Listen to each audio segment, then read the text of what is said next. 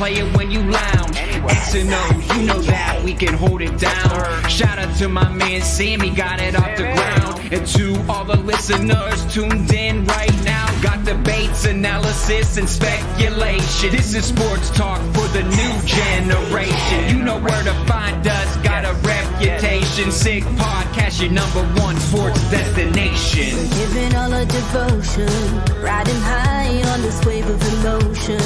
Going all out, yeah, 'cause this is our time. No, ain't no stopping us till we reach the finish line. All in, we came here to win. We're gonna give everything. S-I-C-K on the run. S-I-C-K, sick. On fire, we're ready to fight. We'll bring the house down tonight. S-I-C-K on the run. S-I-C-K, sick. S-I-C-K is the sickest podcast. Tune in for the audio, or you can even watch back. Giving players all the props, or put them on blast. We don't give no hot takes, only talk back. S-I-C-K, S-I-C-K, S-I-C-K, S-I-C-K, S-I-C-K, S-I-C-K, S-I-C-K. All in, we came here to win. We're gonna give everything. S-I-C-K on the run. S-I-C-K, sick. S-I-C-K is the sickest podcast. Tune in for the audio, or you can even watch back. Giving players all the props, or put them on blast. We don't give no hot takes, only talk facts. We're giving all our devotion, riding high on this wave of emotion. Going all out, yeah, 'cause this is our time. No, ain't no stopping us till we reach the finish line. All in, we came here to win. We're gonna give everything. S-I-C-K on the run. S-I-C-K, sick. On fire, we're ready to fight. We'll bring the house down tonight. S-I-C-K on the run. S-I-C-K, sick. Play it on the car ride, play it when you lounge.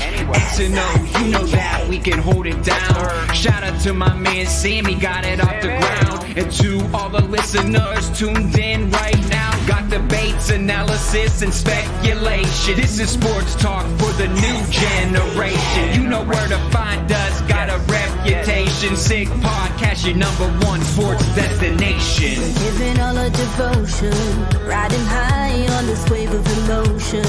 Going all out, yeah, 'cause this is our time.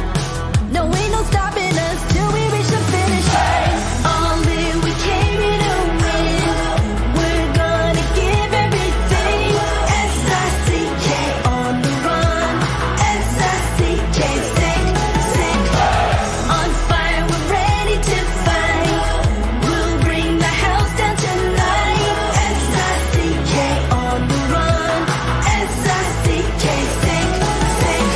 S-I-C-K is the sickest podcast. Tune in for the audio, or you can even watch back. Giving players all the props, or put them on blast. We don't give no hot takes, only talk back. S-I-C-K, S-I-C-K, S-I-C-K, S-I-C-K, S-I-C-K,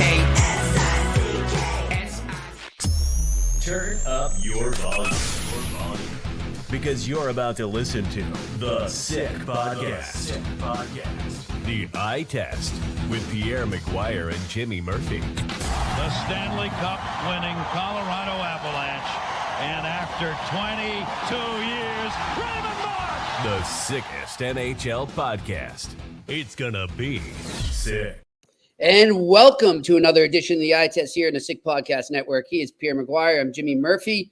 We continue our Central Division preview, actually concluded today, as we will tee up the Colorado Avalanche and the Dallas Stars, who I think Pierre and I both feel will be, in one way or another, probably one or two in that division.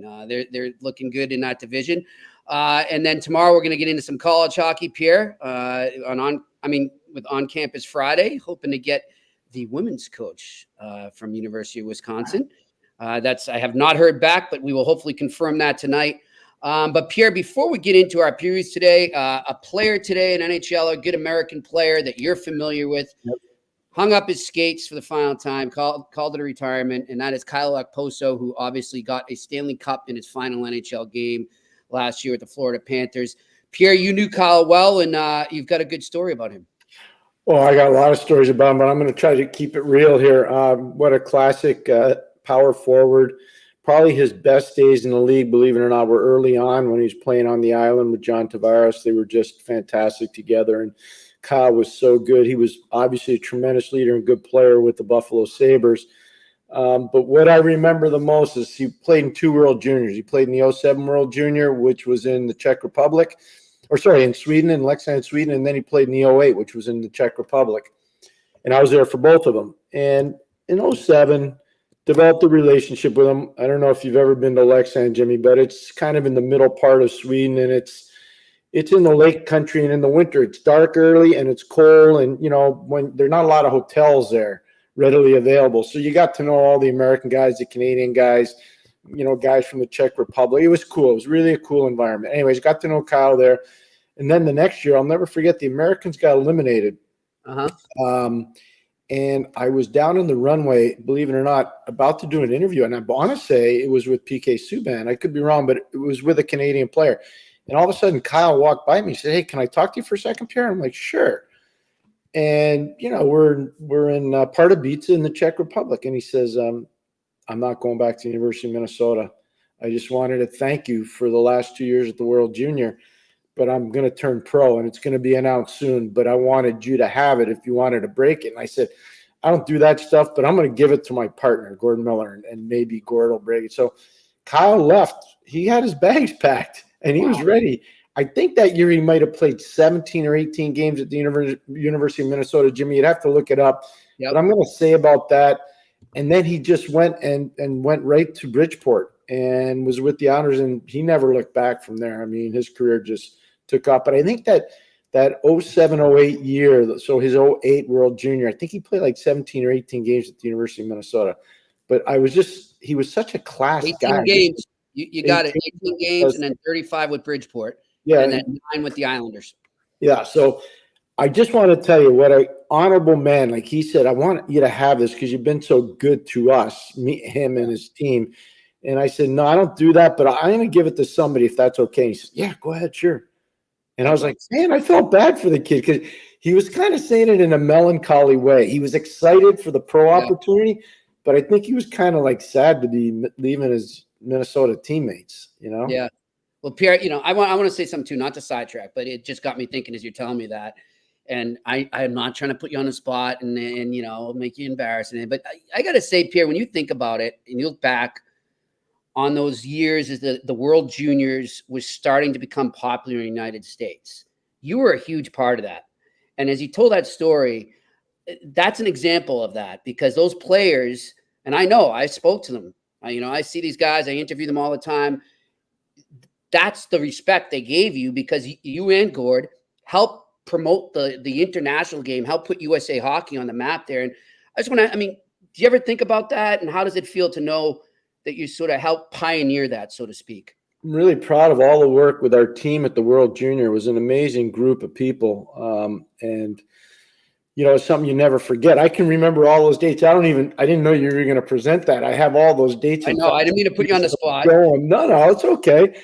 And, I'll never forget when Keith Pelly told me, who's now running the Toronto Maple Leafs and Maple Leaf Sports and Entertainment. He's the one that hired me. He said, in 2002, he told me, "You're going to be doing the World Junior in Halifax next year, and it better work."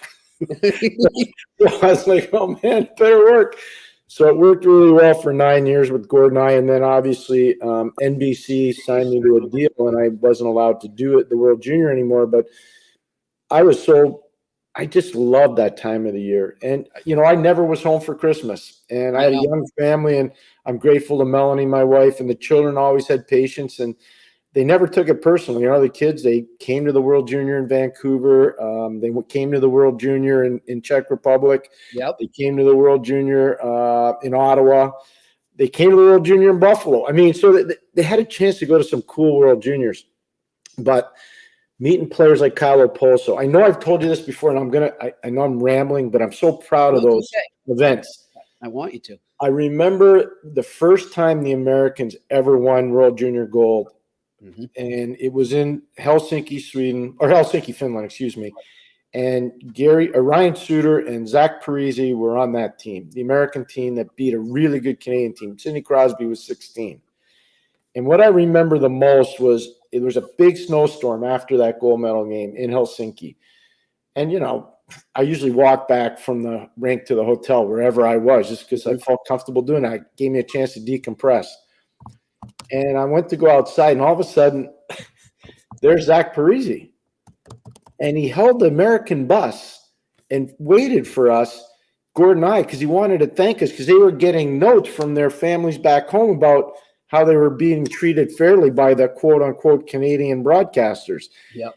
And what I didn't tell them, and what I want to tell you now, is that summer, I remember talking to John Hines, and he was the assistant coach on that team. Mike Eves, who was a tremendous coach. Mike Eves was the head coach of that team. And John Hines says, Pierre, I got to ask you, how does Canada always get to the final? How do they win this thing? I said, because one of the things they do that's so smart, they have a camp in the summer, an identification camp, and then they have another camp in late October, early November. To make sure they pick the right players, because some guys may be great in the summer and they're not so great out of the start. Yeah. So I said, what you guys, I think, do wrong at USA Hockey is you just give it to the guys in the summer. You say, yeah, it's yours, no problem, you're on the team. And I said, I'd make it way more competitive. And, to his credit, John, he was a big part of USA Hockey, John Hines, for a long time, and he's been obviously a tremendous coach. He brought that back, and they started implementing that with USA Hockey. But that wasn't my idea. That's what the Canadians did, and they were so good at it. The Canadians were great at it. They still are. Yeah, it is. It's amazing. If you look at it since then, how far it's come, how big it's become in this country. Cole Caulfield was just on with our good friend Mitch Melnick, and he brought up, and it's a marquee event now for USA Hockey fans, for American hockey fans, not just the players. It's a marquee event, a TV event. It's the holidays. You're still checking out your presents after Christmas on the 26th, and it's a thing now. And you were part of that, and you and Gord were part of that. So be proud of it. Well, I am. Thank you very much, Jimmy. I appreciate you saying that. And that wasn't rehearsed, by the way, for everybody at home. Jimmy, that was nice off the cuff. I thought of it when you were talking about Okposo, and I'm thinking back to all the tournaments. What's kind of cool about the World Junior too is in the United States, obviously, bowl season is big for football. Everybody knows that. And so you got from the end of U.S. Thanksgiving until probably January 5th, even a little later now. Those are all those college bowl games, and everybody's into those. Yeah. Well, the World Junior in Canada was the bowl season for Canadians. And, I felt really good to be part of World Junior broadcasts that went over 3 million viewers. There were World Junior broadcasts were over 5.5 million viewers. That's amazing. Like if the NHL, just think about this for 1 second. If the NHL could get a regular season game, then it went over 2 million viewers, they'd be doing high fives all over the place. Yeah. I'm just telling you. Yeah. Like forget the Winter Classic doesn't count. That's a marquee event. Just a game. Just a Wednesday night game. Yep. Just a Wednesday night game. Yeah. We were getting numbers over 5 million people in Canada, which has a population at that time of 33 million. Yeah. And that's how popular the event became back in, the early 2000s into my last one was 2011 when I left to go to NBC. Well, I just, like Pierre, I could never back in, when they won their first one in 2004 and maybe for a few years after that, I couldn't go into a bar in Boston and say, hey, can you throw the World Juniors on? Because they all want, like you said, they all want to watch the bowl games or whatever, or the local pro teams. But now I got no problem doing that. I do. I've gone out to a pub and said, throw on, I forgot it was on. Let's watch it. USA Canada, USA Czech. And they're excited about it. So it's an event now. It's great. And you know what? It's a great event for the National Hockey League. It's an amazing event because all these players, not just players, these coaches too. Look at how many guys have coached in the World Junior and eventually made it to the National Hockey League as head coaches or assistant coaches. It's amazing when you look at all the lists of the coaches. Yep. It's really impressive. So it's a development tool for players, for coaches, even trainers. Yeah. You know, I want to give a shout out now that we're just going all over the place. Stan Wong was a legendary trainer in the NHL. He was in Washington. He's in Florida. He was a big time. When I was coaching the league, he's a big time. Everybody knew who he was. Mm-hmm. Stan went to go work for USA Hockey, and that's what he did with his career. And he was legendary at that business. Like, he was so good at it. You know, and that's part of the growth of USA Hockey too, when you really think about it. So, no, the World Junior is important. Kyle was a big part of it. Anytime you play in one, it's big. Kyle played in two. Yep. Kyle played in two of them. And our good friend Jason Logan saying in the comments section here, and you meet a lot of people while watching it. Jason and I met during the 2009 World Juniors in Montreal at Mesa 14, a Mexican restaurant. That is no longer, but our friendship is. So there you go. Good friendships too. Even though we're going head to head, USA Canada. All right, a couple other news items. Pierre, Wings have locked up Moritz Seider. They get him at a 7-year, $59.85 million contract. That's pretty much where I thought he'd come in. How about you? Well, I think we talked about it the other day. I said it'd be a little over 8, and so it's 8.55. What I find is interesting. Obviously, he's a Detroit draft pick and a Detroit player, so he could have been signed to an 8-year deal. They chose to go 7, and the reason why they go 7, this is smart by Yzerman. I don't know how much people are going to write about this, but they go 7 instead of 8. It brings the AAV down on his dollar value, and it keeps him below Dylan Larkin. So what they've done is they've created the New Jersey model that Lou Lamoriello was. Nobody made more than Marty Brodeur or Scotty Stevens. Follow me? So they had an internal cap, even though there was no cap then. And then you look at what Detroit's done, Yzerman, he says, okay, I'm going to have problems here because I got some good young players. And so we're going to set the bar now. The bar's being set now, and Larkin's the bar. So I admire that. It's minutia. It's in the weeds. But you got to pay attention to that. So you say, why not the 8-year? Because you're going to want to lock him up. Great point. But he did 7. It's funny. I was just on with our good friend Mitch talking about Swayman and the Bruins, Pierre, and John Still, his co-host, our producer, says, are you surprised that Swayman isn't, kind of taking less like Marchand and Bergeron? Because the Bruins did the same thing you're just talking about, right? They would set those guys as the bar. And I said, I don't know. I don't know many. Like, I don't think players or enough teams are doing that anymore. I feel like that's sort of disappearing. And I don't know if it's the new generation or what, but I just don't think we're going to see that as much. So I'm actually not as surprised. But yeah, that's a great catch by you that Stevie Y was able to do that. So now you've got on the market, you talk about Swayman, Cole Perfetti's still out there, Dawson Mercer's still out there, and Nikita Alexandrov. I think those are the only players that will either get contracts, or the next deadline is obviously when the regular season starts, or December 1st. And if they're not signed by then, they're that airplane taking off without the sold seat. And it's a perishable commodity. Once you burn a year of your contract, that's a perishable year. So it's not a good thing. It's a bad thing. So hopefully these guys can all get it done. Yeah. And by the way, I just good gut feeling based on what I've heard from some people is Mercer, I think will get done soon. Feel like it could be a Bridge. That's my theory there. Bridge is okay. So for Dawson Mercer, for him, I think that makes sense. A Bridge makes sense for him, and I kind of get where they are in their development as a group too. This is a huge year for Tommy Fitz, our friend. It's a huge year, I think, for the entire organization. They went out, they had the blessing of ownership to spend money. They've gone out and done it, and they got Sheldon Keefe, he's got to do it. I think he can. I do too, but I'm just saying, Jimmy, it's okay for us to say he can't, but he's got to do it. Oh, he's got to do it. I mean, they're all in. They've pushed it all to the middle. Yep. They put it all out there on the table right now. So I agree that eventually, and getting him on a bridge isn't going to kill you. No. The guys that kill you on bridges are guys that are going to be huge. Like Dawson Mercer, I don't think is going to be a 90, 120 point player. Yeah. A guy like that you put on a bridge, you got a problem. Yeah, I'm with you on that. And final bit of news too, and you brought it up to me while I was out running some errands earlier. Radko Gudas is the new captain of the Anaheim Ducks, Pierre. Tell our viewers and listeners why you think this is a pretty bold, gutsy move by the Anaheim Ducks. Well, first of all, I respect Pat Verbeek and Greg Cronin for doing this. Radko is a tough son of a gun. He really is, and he wears it on his sleeve every single day. The first time I ever saw Radko play big-time hockey, obviously saw him in the Western Hockey League with Everett, Silvertips, but I also watched him in the World Junior.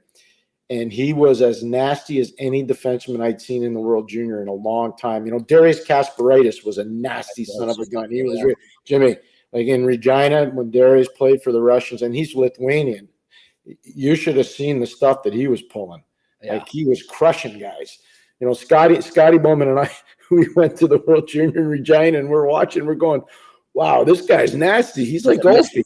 Yeah. He's like Robbie Samuelson. That's what Kevin Stevens told me once. I remember that.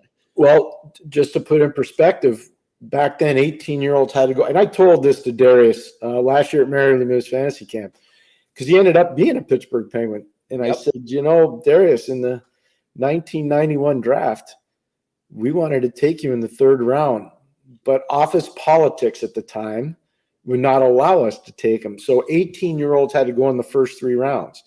If you were, 18 or older, you could go after the first round, or 19 or older. But if you were 18 or younger, you had to go in the first 3 rounds. Anyways, long story short, the next year, he's a first-round pick of the Islanders. I was so freaking mad. God. Damn it. Anyways, stuff happens. It's okay. Yeah. We could have had him as a third-round pick, which would have been great. But good move by them, too. I mean, it's not the guy I think a lot of people had pegged is getting that C, but they feel like that's what fits their team. So think about it. There are 2 guys, European-trained players, that are the longest-serving captains ever from Europe. Zdeno Chara, pretty big company, and Daniel Alfredsson. Mm-hmm. Chara in Boston, Alfie in Ottawa. That's 14 years those guys each were captains. That's pretty amazing. Yeah. Pretty amazing. So for Gudas to actually go in there as a Czech-born player, I think is phenomenal. But I think it speaks to the identity that Cronin and Verbeek want. Hard edge, tough, nasty. They don't want the young guys to take nights off. Gudas never takes nights off. He's not afraid to say stuff. I can tell you that right now. He's always been tough. And so he's a lot like Kasparaitis in that. I'm telling you, they're very similar players. Yep. Darius was a heck of a Jimmy, I'm telling you, Darius was a really good player. Yep. And I think Radko's been very underappreciated for a long time. Yep, good stuff. All right, let's get into our previews here, Pierre. The final 2 teams in the Central Division. We will get into the Metro next week.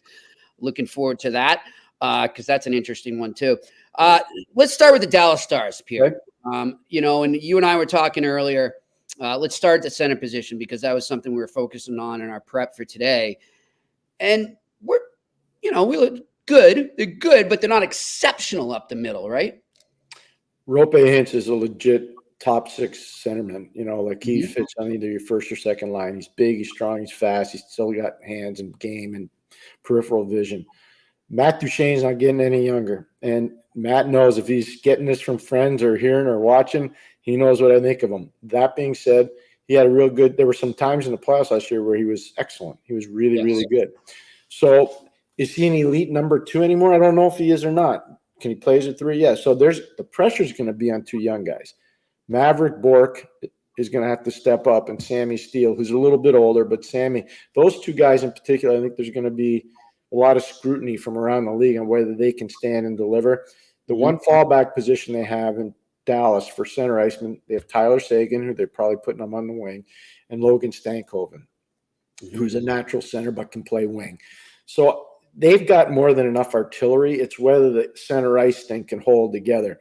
Their defense is great. And, when you do a tail of the tape, Miro Haskins, top 5 in the league, top 3 in the league, whatever you think. He's in the top 5 for sure, but probably top 3. Thomas Harley had a great year last year. Esa Lindell, just new contract, great shutdown player.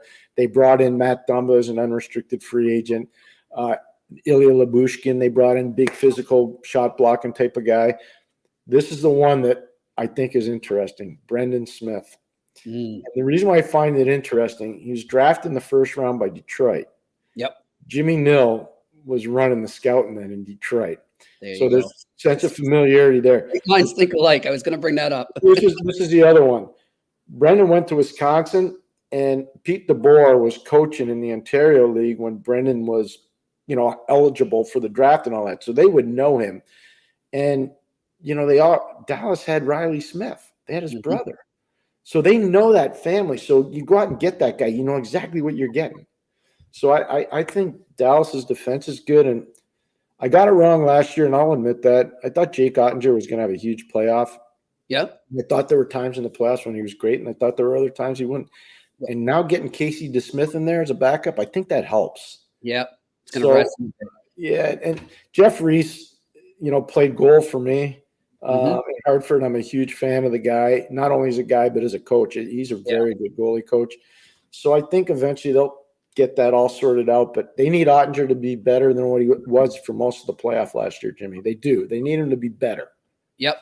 I'm with you on that. And just going back to the defense, Pierre, a guy I thought when they acquired him, when they got him, I was like, wow, that could be a steal, was Lundqvist, Niels Lundqvist. And it just didn't work out too well for him last year. But there's raw talent there with him. No, the talent. So here's the thing. He's a tweener.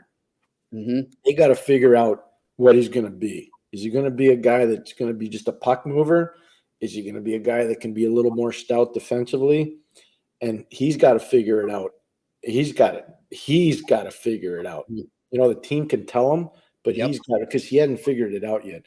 I can tell you, Jimmy, in 2021, 22, I watched him a lot. He was playing for the Hartford Wolfpack, and I was like, you know what? I think this guy's going to make it. I think he's going to be pretty good. And I think Dallas felt the same way. That's why when the Rangers put him up for bid, they took him. Yeah. But he's going to have to figure out what he's going to be as a player. He has to, and this is his year to do it because he couldn't do it. He didn't do it last year. He just didn't do it. No, he just looked. You're right. I mean, it didn't look like he could figure. That's a great point. All right, let's move over to the Colorado Avalanche, Pierre. Look, if this team can stay healthy, they're a Stanley Cup threat for sure. They are, and let's remember too. Gabriel Landeskog. There are lots of rumors he's going to come back and play, and if he does, and he's able to play. Let's just say he's able to play at 80% of what he used to be able to play at. That's still really good. Right. I mean, Jimmy, that's really – and it's not just the way he plays. It's his leadership. That's where it's going to go.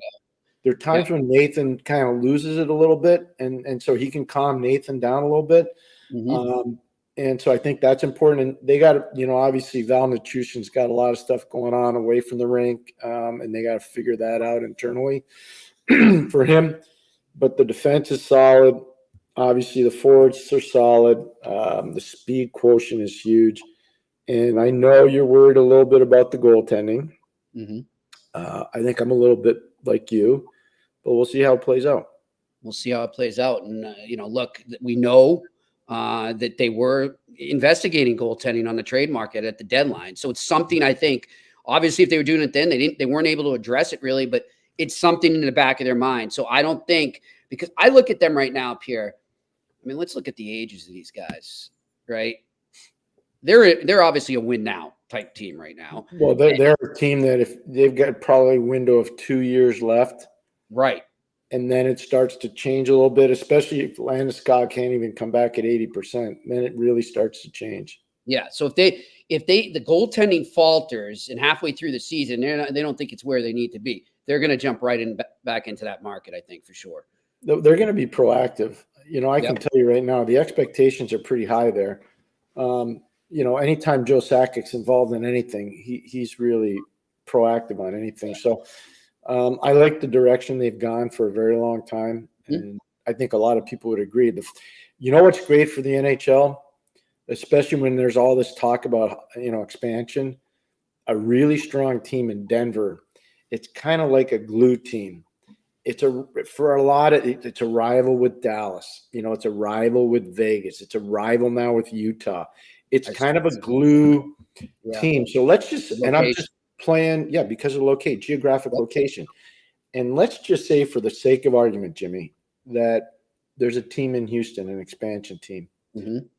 Colorado matters for rivalry situation. It does. And, I know people talk about other stuff, but Colorado, with the hockey back the way it is in Colorado, it's huge for the league. It's been really, really good for the NHL. And I'll throw into that hat too for expansion. Another team geographically that could become a rival is Kansas City, if they were to ever get a team. There's no reason why they wouldn't. Absolutely, I would agree with I mean, look at the Broncos and the Chiefs in football, right? So there you go. That's a I think that's very good, and I agree with that. The one thing I'd say, I've done games with Doc Emmerich in that building in Kansas City. The building's really nice. Really? I'm telling you, Jimmy, the building's really nice. Like, it is an NHL building.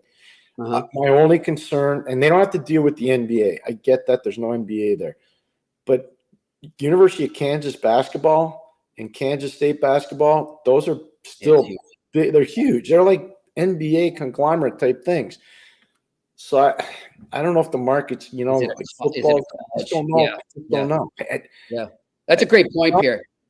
You look at Florida, right? And I'm just going off into other sports here, but in that respect, pro football doesn't do as well as people would think in Florida.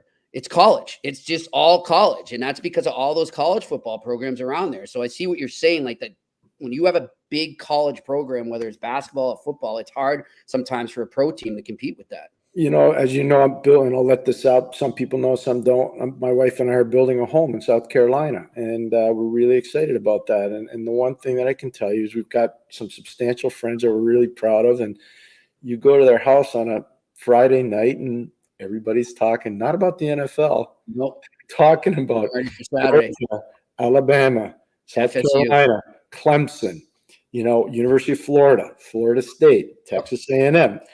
That they're talking SEC. One of my dear friends, Stan Pennington, I'll send him this. He'll be happy. He played golf at University of Tennessee. He's a big Vol guy. He watches every single game. It's like that's his New York Giants. My team are the New York Giants. His team is the Tennessee Volunteers. Was it your friend you had dinner with in South Carolina that told you that everybody's overrated in Florida State, or was that Justine, your daughter? That was Justine. Good for her. Man, she called it. They 0-3? Well, she's working, as you know, over in Ireland, and she was part of her job was to go to the game, Georgia Tech versus Florida State, and she called me up and said, "Dad, season opener, yeah." Yeah, she says, "Hey, Dad, I got to ask you because I don't really know this team." And she goes hockey. She doesn't really know the football. She goes, "They're all saying Florida State's overrated." I said, "I don't know if they are. They aren't." Yeah. And she goes, "Well, I'm watching them right now in warmups, and they don't really look intense and stuff." Yeah. That's great. Good for her. She called it. She had that instinct. All right, let's before we get to our Q&A here. First off, before we get to our sponsors, of course, I want to remind everybody, as we said yesterday, and you're going to keep hearing us talking about it because we're so excited. I want to give a shout out to Cara Travel and Sarah Stanton and the Friendship 4, which will take place American Thanksgiving week out in Belfast. Pierre and I will be. We're very excited for that. So you're going to continue to hear more about that. Pierre, I was talking to somebody about it last night, and they said, "Man, that sounds like so much fun." And it's one of my friends from Ireland who's in Dublin. And he's like, "I might have to make it up there to meet you guys." And he goes, "I'll tell you." He goes, "We hear about that down in Dublin a lot now." Like, so this is an event in Ireland, not just in Belfast. This is really built the game of hockey in Ireland. And I'm excited to be part of that. Yeah, the Belfast Giants, run by Stevie Thornton, have done a fantastic job. By the way, we were talking about Sheldon Keefe before. Yep. His brother's the head coach of the Belfast Giants. Way. Yeah. Wow. So, and Stevie Thornton was a great player at Boston University back in the early 90s. Yes. Great player. And his daughter is now a freshman at Dartmouth. So, we get a chance to interact because that's where my daughter went. So that's kind of neat. Anyways, long story short on that, I think hockey in Ireland can explode if they could continue the growth of Friendship 4. And the Belfast Giants have been so successful for a lot of years now. And when you see the building, Jimmy, you're going to go on the air and you're going to say, "Oh my gosh, I had no idea that something like this would exist in Ireland in particular." So that's a good part of it. But the Cara Travel Group and Sarah Stanton's been great. The people at Kildare Village, Value Retail, they've been unbelievable. They're hosting a big shopping thing for everybody there. There are 8 shopping villages, I think, in all of Europe, and one of them is outside of Dublin. And I know the families are going to be looked after. It sounds like there's 800 or 900 people going from the 4 schools total. And that doesn't count the alumni coming in from all over. The 2 bands are going. Merrimack's band is going and Boston University's band is going. I mean, this is a big deal. Yep. So really excited about that. And thanks you very much to the people at Kildare Village and Value Retail and Cara Travel. And we're going to get those coaches on and we're going to talk a lot about it. So we're pumped about it. Can't wait. Looking forward to that. All right. And then, of course, let's tell you about our sponsors first before we get to Homage. We got some good news today. We're going to be joining forces again with Betway, so we want to welcome them back into the fold. We're excited to start that up again with them. And, of course, let me tell you about Homage. Pierre, I might have to get some cool T-shirts to bring. It's a little cold at that time of the year in Ireland. You may want to get a rain jacket, Jimmy. A sweatshirt. Their sweatshirts are comfortable as hell. I'm throwing my good old school touchdown Pat Patriots sweatshirt on tonight for the Pats Jets game. Looking forward to that. But Homage specializes in ultra comfy, high quality looks, repping sports, pop culture, and more legendary moments. Learn more about Homage with the link in the description. So definitely check them out. As I told you yesterday, the clothes are so comfortable. Really love wearing that. All right, let's get to the Q&A. What do we got here? Before you do it, remember there was a gentleman that sent us a question yesterday who my top Thank 5. you so much, Pierre, and I had it right here in my notes, and I apologize. Yeah, no, it's okay because I spent a good portion of the day trying to do breakdowns on this. So I want to qualify my answer, and I'll make it quick. Yeah. And so just to revisit the question, too, tell everybody in case they weren't here. Well, I think I understood the question properly. Who are the top 5 guys outside of pro hockey right now, prospect-wise, in my opinion? Yep. So it would be easy for me to say Macklin Celebrini, Matvei Mishkov, and Cutter Gauthier as my top 3. That would be easy. So I have them as already being NHL players. And I think all 3 of those guys will be leading candidates to be Rookie of the Year. So I'm not counting them on my list. They're not going to be on my list, Jimmy. And I want everybody – this is not I don't have any pro players except for European pro players. So Alexander Nikishin, I have him in there. Drafted by Carolina, 6'4", 220-pound defenseman. He plays in St. Petersburg, scored a goal today, shoots the puck, defends. As soon as his contract's over and he's eligible to come over, he will be playing in the NHL. He's that good a player. Ryan Leonard, Boston College, draft first-round pick of the Washington Capitals. They did everything to try to get him out of school last year. Yep. He's going back. I totally get it. He's an unbelievable competitor, pure power forward. He's going to make a big difference once he gets to Washington. This is the one that's going to shake some people up. Ivan Demidov. He's ripping it up. He had 2 goals and 2 assists today in St. Petersburg. He's got 3 goals and 3 assists in 6 games to start the year. I know people in Montreal going goo gaga over him, over Slavkovsky, who had a big first day of camp, and about Lane Hudson, who had an amazing rookie weekend against Toronto. The star power is becoming very apparent in Montreal. Very apparent. Yes. So I have Demidov in there. And what I did was I bumped a player out that I had in originally. And I'll tell you who that player is, Gabe Perreault. And Gabe Perreault played last year on what they called the USA line with Will Smith and Ryan Leonard at Boston College. They were phenomenal. Gabe Perreault is a really good player. And if Demidov hadn't gotten off to this great start, I would have had Perreault there. But I don't because of Demidov's start. So I just want to play fair. But he's an elite, super elite prospect. Jimmy Snuggerud is the next guy. St. Louis Blues first-round pick. Jimmy, I'm shocked. I'm absolutely shocked that Bob Motzko told us last year. Remember we asked him about him? Yes. Coach of Minnesota. And Snuggerud went back to Minnesota this year, I think, for some unfinished business, a lot like Ryan Leonard going back to Boston College. Yep. So I'm shocked he's not in St. Louis. They're shocked he's not in St. Louis. And Bob Motzko is a better coach because Jimmy Snuggerud is going back to Minnesota. So those are my 4. Now you're going to say, okay, McGuire, who's your last one? I got 2. Okay. Those are goalies. You can go peruse all. I know who one of them is. You can go peruse the list of all these goalies all over, all these good players everywhere. And I haven't seen either one of these guys on any of the lists over the last 6 months.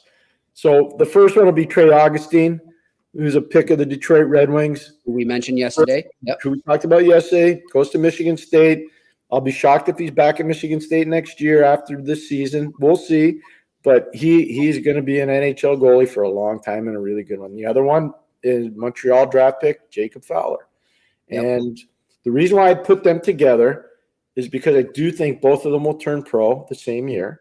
Mm-hmm. And I think for years to come, because they're both going to be playing in the Atlantic, they're going to be facing off against one another, and it's going to be the tail of the tape because Detroit's trending the same way Montreal is trending. Yeah. So it's going to be those 2 guys forever and ever and ever battling it out. I love it. I love it. Good college hockey players again. There you go. Well, I hope that, and I'm remiss. I forget the gentleman's name that sent the question in. I apologize, but I wanted you to know I did the work. I told you I'd do the work. You did. And I'm telling you, trust me, Jimmy, I got so many pages of breakdowns. I felt like I was back in my coaching office, okay, let's do this. And I got it. So I got to tell you a story here, and you don't even know this, Pierre. I didn't even tell you after. But I'll tell it now because it's funny. So I'm sitting at the deli in Market Basket here, doing grocery shopping. His Pierre's telling me about his list, and he was so excited. He'd done this research. And what do you think, Jimmy? What do you think?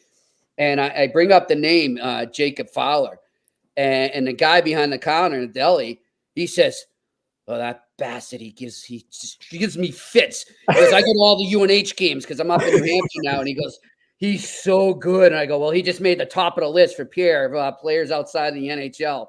Right now, and he goes, "Well, he's going to be a stud." So, I mean, even up here in New Hampshire, because they see him at UNH games, they know how good he is. He's really good, and I just think that tie. That's why I did both. Montreal and Detroit are both trending. It's going to be fun. Maybe they so get a little think about it long term. It's going to be really cool to see those guys play against each other. All right, let's hit the questions right now. What do we got? Randy Workman, what's up, Randy? Jimmy and Pierre, how long do the Bruins wait before they consider trading Swayman? Oof. Or do they even consider it? Randy, I think to some that question might sound like, no way, they're not going to do that. I don't know. I don't rule it out. I'll put it that. I don't know how long. I don't know if it gets to that point, but at this point, I think anything's possible, unfortunately. Until I hear from another team's general manager that he's in play, or I hear from somebody in the Boston organization that he's in play, I'm going to say right now, because I watched the passion that Don Sweeney addressed the media with yesterday. He wants him locked up. I don't think that kid's going anywhere because Donnie wants him in Boston. And you know what, Pierre? That's a great point. And you know what? He wants to stay. The kid wants to stay. Why wouldn't he?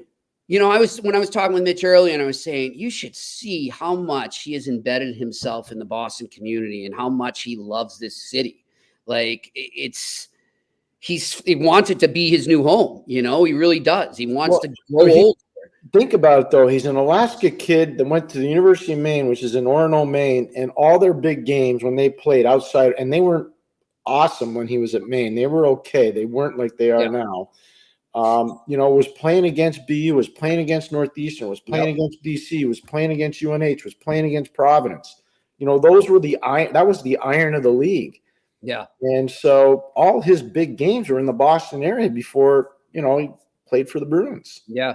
Yeah. So he knows how good this area can be, what a hockey market it is. All right. Next question. Alex Ivanowski. What's up, Alex? Best young defense 1-2 punch. Seider and Edmondson or Power and Dahlin? That's a great question. Well, I think there's some other ones too, though. You too. Montreal's got a couple different combinations they can go to. Yep. I think they're one of those that might have the 1-2. What about the new one in Boston, McAvoy and Zadorov? Yeah, they're a little older. They're not as young as those guys. So I kind of get Alex's point. So I'm going to take the Detroit tandem. I've been telling Jimmy about Simon Edvinsson for a long time. And his coming out party for me, I saw him as an 18-year-old kid playing in the Swedish Elite League. He was playing over in Gothenburg, and he came over and he was playing in Djurgården. And I'm just telling him, go to a game in Djurgården back then for this 18-year-old kid to play in that rink the way it was in a rivalry game like that. PJ Axelson, who's a former Bruin, I saw him at the game. Hero Scout. He's tremendous. And he's awesome. You know how he played. And PJ's great. So I ran into him at that game. And we were talking about Simon. He said, "Oh, yeah, he's had an amazing year." I said, "Wow, was he ever?" Like, I'm blown away that he's able to play in this game. And, Draper was there. Horkoff was there. All the Detroit guys were there, and they were watching him. They weren't watching anybody else. They were watching him. Yeah. Well, I think with Seider and Edvinsson long term, it's pretty hard to beat those two. All right, next question. Sean Myers, who is either your dark horse rookie of the year candidate? I don't know if you call him a dark horse, but I think I know what you're going to say. Pierre, no, go ahead. You say what you're going to say. I'll say Cutter Gauthier. But I don't know if I consider him. I don't know if he's a dark horse either. I'm going to say Cutter too. And that's not a knock on Macklin. That's not a knock on Mishkov. Right. on any of those guys. They're really good. Like I told you before I did my presentation. Guy nobody's really talking about, though, so that's why I consider him dark. The thing that's different about Cutter, there are a lot of young guys there in Anaheim, but those young guys have already been kicked around. Mm-hmm. You know what I mean? Like, so they're not coming in as young guys looking to get kicked around. They're coming in with a little swagger now. Yep. So he's got a little more support. Mm-hmm. You know, I can tell you Will Smith is an elite player. Macklin Celebrini's an elite player. Yep. They don't have the same backup right now. They're going to. They're gonna. They are. But they don't have the same backup. The Ducks are probably a couple years ahead of San Jose in their program right now. For sure. Maybe 2 or 3. Yeah. So that's the only reason I'm going to say Cutter Gauthier as well. Yep. And, you know, not to sidetrack a bit here, Pierre, but you and I were talking about it off the air that we're seeing much more of a trend back to the big power forward type player and the grinders that can score. And he's that, you know, and he can bring it. So that's what I like about him. And he's kind of part of that new wave. It's not anything against the smaller players. There's still smaller players that can play in this league, but I just agree with you that that's trending that way right now. The one thing he'll have to get better at, like every young player, especially going into the NHL, is taking faceoffs. His faceoff play is not good enough. Everything else is NHL at a super high level: stick handling, passing skills, shooting skills, peripheral vision, strength on the puck. Everything is at the high end NHL level. Everything. Okay. So we'll watch him closely for sure. And we'll get Greg Cronin on down the line here to talk about him. All right, next question. Samuel Matee. Hey, guys, I hope you enjoyed the summer. You too, Samuel. Do you think St. Louis will utilize Ryan Suter the same way Dallas did last year? You discussed last year cutting his TOA was a big reason for his effectiveness. Dead on. Great. Samuel. We totally agree. I talked about it a little bit yesterday with Jimmy. Ryan was a good pickup for St. Louis. They need a little veteran.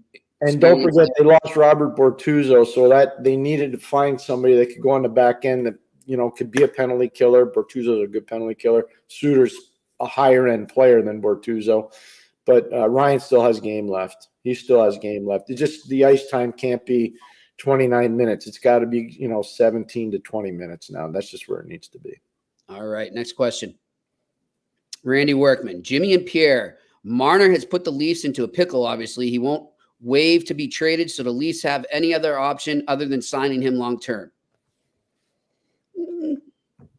I don't know. Why wouldn't you want to sign him? I just think it's going to come down to what he does this season. Yeah, and I think is he not? I'll have to look it up. I'm pretty sure I read yesterday or the day before. He said he's open to negotiating during the season, which a lot of players say no on that. So that's a good sign to me. Yeah, well, he's a local kid. If you're a Leaf, you really don't want to leave Toronto. Yeah. Especially if you're a local kid. Look, John Tavares was offered a ton of money, a whack of money to go a lot of different places. He chose to go back to Toronto. Yep.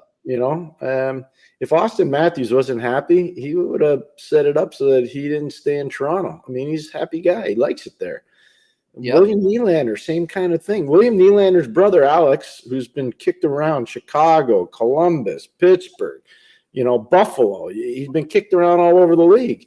He signed an AHL deal in Toronto. Yeah. He's living at his brother's house. Well, there you go. Guys want to be there. Here's the thing. Like, I didn't grow up a Leaf fan, okay? I grew up a Montreal Canadiens fan. I'll tell you that right now. Mm-hmm. But I have so much respect for their organization. Huge. Yeah. Huge respect. They're a critical – I've said this a million times to you, Jimmy, and I'll tell the fans. They're a hugely important team in the NHL. Yeah. I mean, the league – And you ask any TV executive in Canada, ask any one of them, they will have baffle ratings if the Leafs ever made it to the Stanley Cup final. They will have ratings that will blow you away. But when the Leafs lose in the first round, or Vancouver loses in the first round, or Montreal doesn't make the playoffs, those TV ratings evaporate. They evaporate. Yeah, it's unreal. And, it's fun. I was on a podcast earlier with someone who you've been on his podcast as well, Casey Ditzel out of Clarkson, Pierre. Yeah. He said to say hello to you, and we were talking about the Leafs. And I said, look, go back to that series. I know they lost to the Bruins in the first round, but you and I have agreed on this, Pierre, that the second half of that series was all about the Leafs. And if it's not for Jeremy Swayman, the Bruins don't get out of that first round. No, totally agree. So, goalie matters too, though. Goalie matters too. Oh, yeah. Yep. And well, that's something they didn't address. And we Casey and I were talking about that. But all right, next question. Real Deal Prime. Question. What's the one rule you would change in today's NHL? Go ahead, Jimmy. I have one. I'm going to go a good friend, David Pasternak, who I heard in an interview the other day, and I loved it. I'm just going to go with it because I think it would be fun, is that the game-winning shootout goal counts as a goal in stats. That's fine. I like it. Other than that, I don't have many complaints about the game today. I really don't. There's only one I'd like to see. Get the trapezoid out. Ooh, Get the okay. trapezoid out. And the reason why I want the trapezoid out, the more the goalies handle the puck, the more offense it creates. Yes. Unless you're Marty Brodeur. Yeah, or Eddie Belfour or Tommy Barrasso. But there's ways of doing it to those guys too. Yep. You know, like Tommy was a left-hand shot, and Roger Nielsen and Wayne Cashman, when they were coaching the Rangers, came up with this, and we detected it in a film study, and we made sure Tommy recognized it because we told him we had to make an adjustment. We had to make an adjustment in series in '92 in the second round. They would dump the puck in, and Tommy would go get it, and he'd wire it up our left side. So what they would do is they would attack. The D would pinch down, the center would come across, and the other winger would be right there. They'd force a turnover at the hash mark. So what we did was we saw they would just, by the time we got to game 3, they were just going right to the wall. Because they let Barrasso handle the puck. There was no trapezoid then. So what we did is we say, Tommy, it's simple. We told our right D, just go to the corner, go to the right corner. Tommy, as soon as you get it, just give it to the right D, and he's going to skate it right up because there's nobody going to be able to come over. Yeah. And you got to remember, that's the day of the 2-line pass, so you couldn't stretch people out. Okay.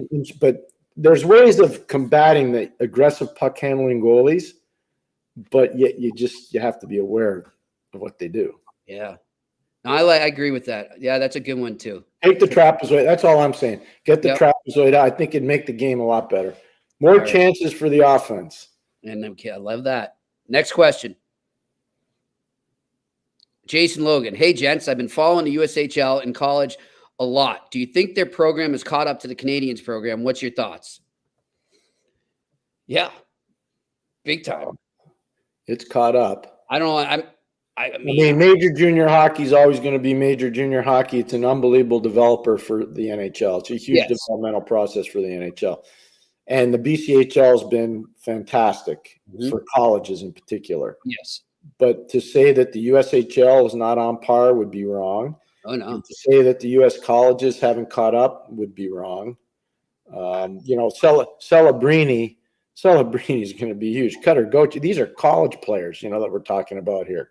Do you think it's bold for me to say right now, Pierre, that college hockey's surpassed juniors a bit? It's different though, Jimmy, because when most kids are starting college, they're starting at 20. Most kids that are playing junior are starting at 16.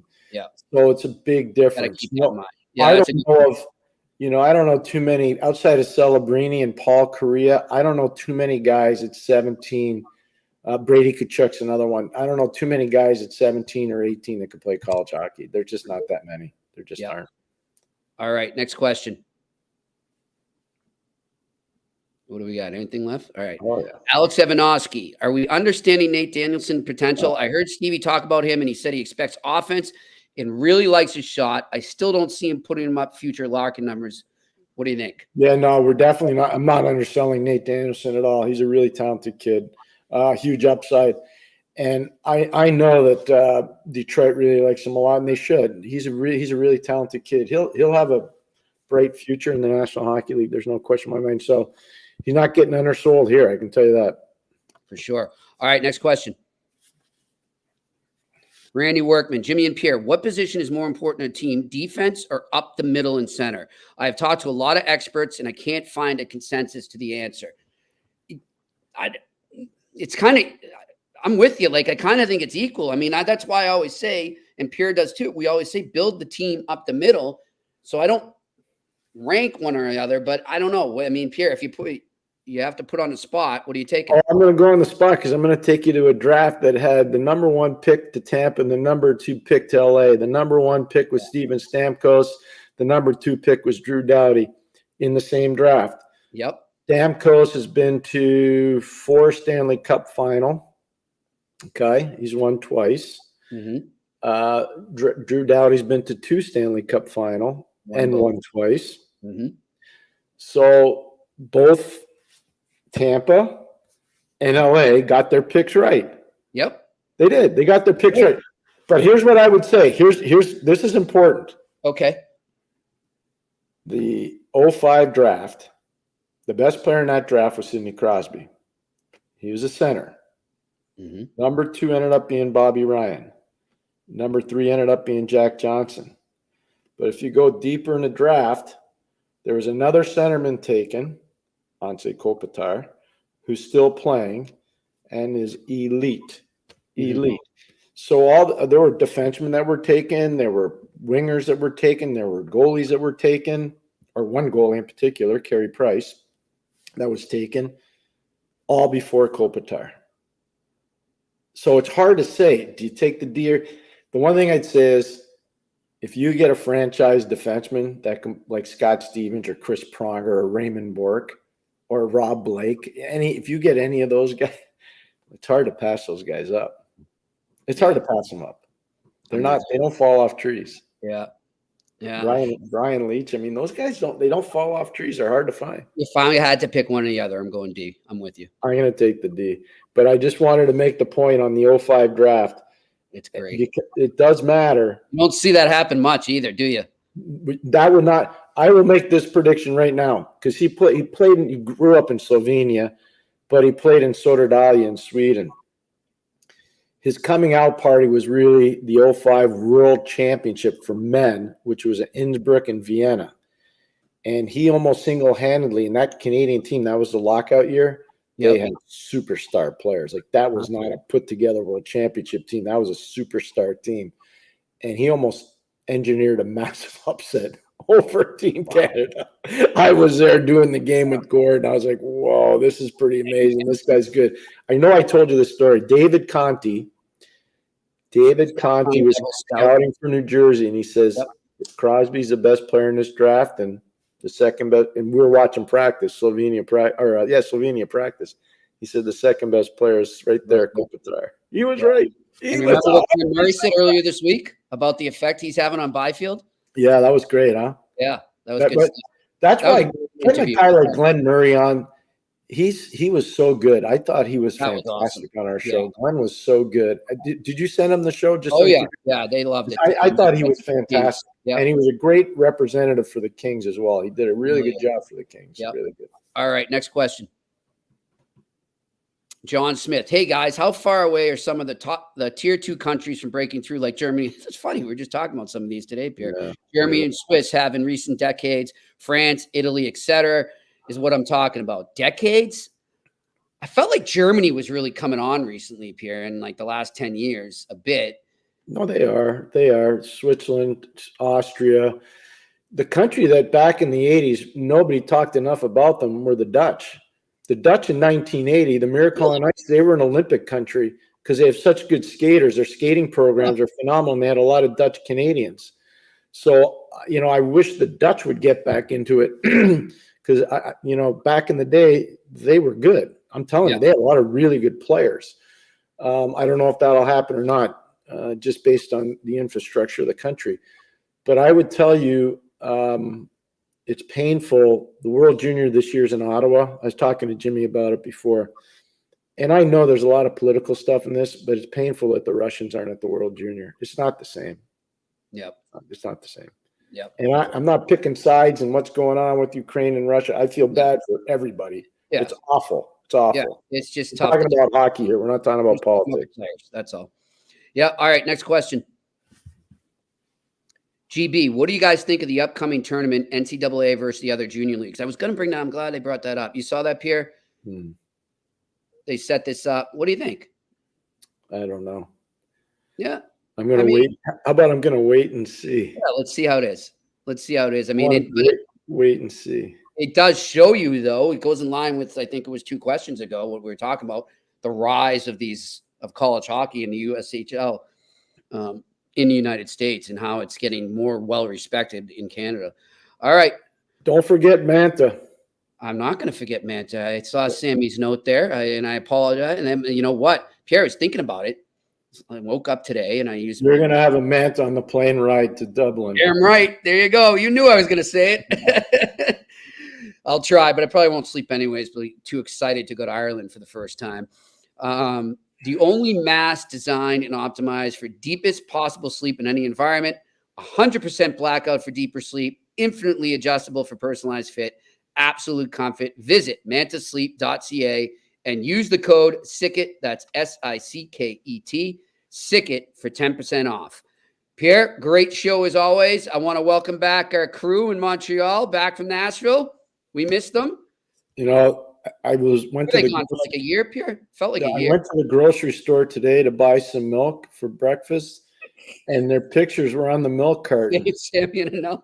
Sammy and Anello. Yeah, they are found. They are found. The Italian brigade is back. God bless them. All right. So thanks to them as always. And thanks to you, the viewers and listeners. We always appreciate the questions, our favorite part of the podcast. And tomorrow we will do On Campus Friday. So join us there in the eye test on the Sick Podcast Network. And that's a wrap. Hope you don't miss us too much until next time. Follow the Eye Test with Pierre McGuire and Jimmy Murphy on YouTube, Facebook, Google Play, and Apple Podcasts.